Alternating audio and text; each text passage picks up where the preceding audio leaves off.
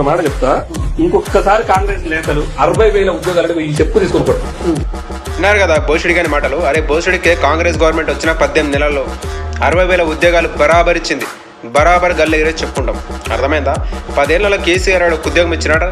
వాని ఇంటి నిండా ఉద్యోగాలు ఇచ్చుకున్నాడు. బిడ్డ ఓడిపోతే బిడ్డకి ఎమ్మెల్సీ ఇచ్చుకున్నాడు. తెలంగాణలో ఒక్క ఉద్యోగం ఇచ్చినాడరా? నిరూపిస్తావారా బోసుడి మండా కొడుక?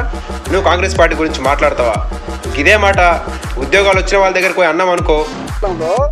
60,000 ఉద్యోగాలు ఇచ్చిండు కేసీఆర్. 10 సంవత్సరాలు చేసిండు. 6 ఉద్యోగాలు ఇవ్వలే. 100%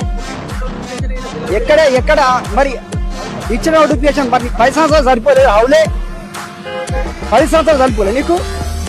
100 సంవత్సరాలు నింపినోడు మరి చిక్కుండాలి కదా కొద్దిగా మాట్లాడడానికి. 10 సంవత్సరాలు నేను ఇచ్చిన నోటిఫికేషన్ అన్నా నీకు నాకు బండబూతులు వస్తున్నాయి. కేటీఆర్ కు హరీష్ రావుకు సిగ్గు లజ్జ ఉంటే చూసినావు కదా, గీల దగ్గరకు పోయి అన్నాం అనుకో, చెప్పుల దండ మెడలేసి చెప్పు నోట్లో పెట్టి 90 mm రాడి దింపుతారు నా కొడుక. అర్థమైందా? ఫాల్తు ముండా కొడుక.